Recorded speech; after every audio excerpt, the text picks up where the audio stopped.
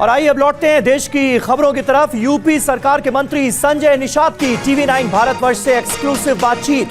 संजय निषाद ने कहा, मुझे बीजेपी के लोग ही गाली दे रहे हैं। TV9 से संजय निषाद ने कहा, बीजेपी अपना वादा पूरा करे। निषाद समाज के युवा सरकार से नाराज हैं, ये कह रहे हैं संजय निषाद। बहुत बहुत स्वागत है आपका TV9 भारतवर्ष से बातचीत करने के लिए बहुत बहुत धन्यवाद।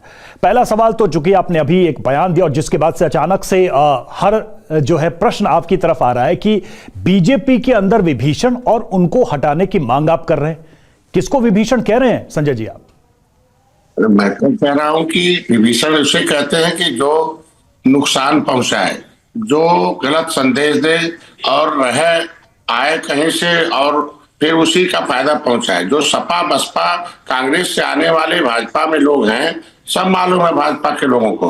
और वो क्या कर रहे हैं, 10 वोट भी नहीं उनके पास है, लेकिन वो जाके कहते हैं कि निषाद बिना आरक्षण के दे देगा, बिना सीट के दे देगा। एक ही जमीन लेकिन कमाई के कई रास्ते। सीखे इंटीग्रेटेड फार्मिंग और बने खेती से आत्मनिर्भर। अभी डाउनलोड करें फ्रीडम ऐप। बिना सिंबल के दे देगा। डॉक्टर संजय को मलाई खिला रहे हैं आप जो है, तो ये इनके कहने के अनुसार जो है आप देख सकते हैं कि 43 सीट में हमें लोकसभा में सिंबल नहीं दिया गया।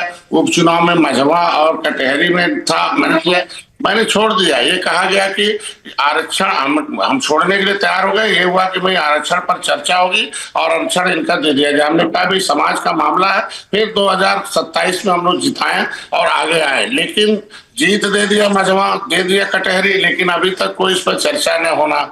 और अलग अलग तरीके के लोगों को मैं कह रहा हूं कि रामधनी निषाद की हत्या हुई गोरखपुर में, उसमें जो है रामधनी निषाद की रात में FIR दर्ज हो गई, जेल चला गया अपराधी।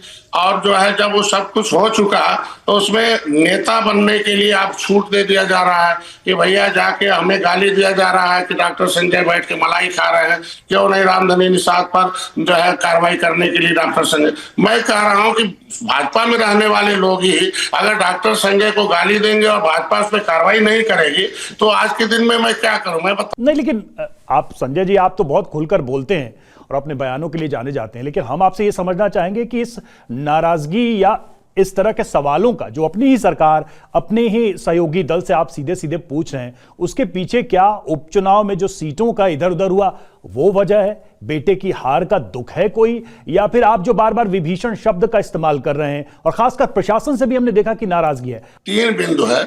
हम सहयोगी दल हैं, भारतीय जनता पार्टी बड़े भाई है, तो हम छोटे भाई हैं।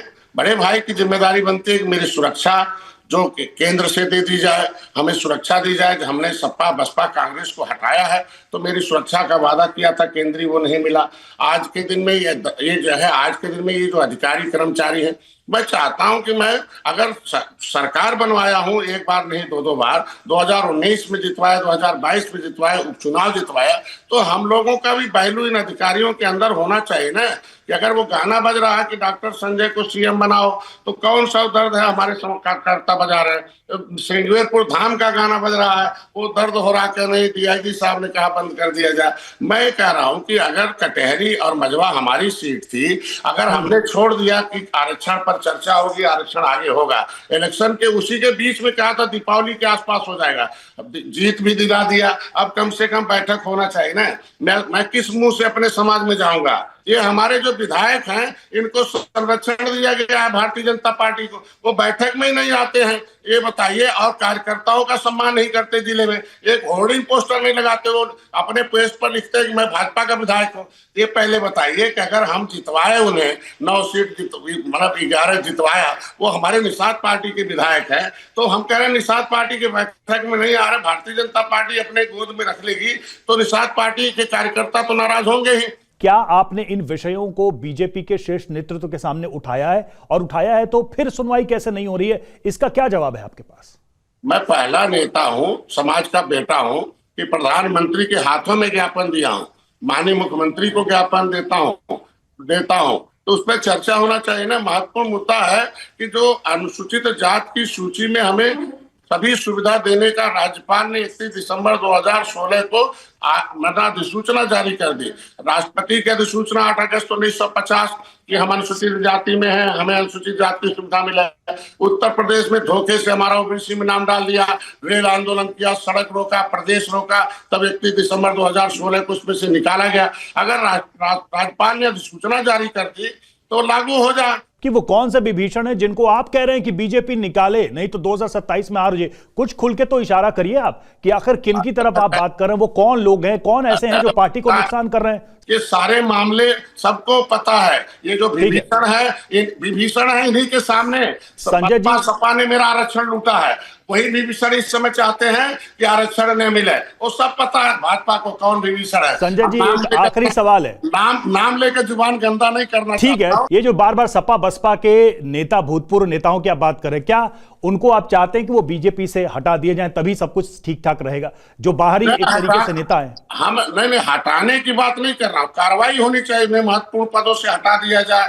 वो खाली अब आए हैं तो खाली वोट डलवाएं और कोई काम न करें। अब वही सलाहकार रहेंगे, तो जब वही सलाहकार रहेंगे तो सपा बसपा कांग्रेस को डुबाए हैं, तो अब भाजपा को डुबा रहे हैं। तो एक तरीके से आप बीजेपी को आगाह कर रहे हैं और बार बार विभीषण विभीषण कह रहे हैं, संकेत आप दे रहे हैं। शुक्रिया आपका संजय जी, हमसे बातचीत करने के लिए, TV9 भारतवर्ष से बातचीत करने के लिए।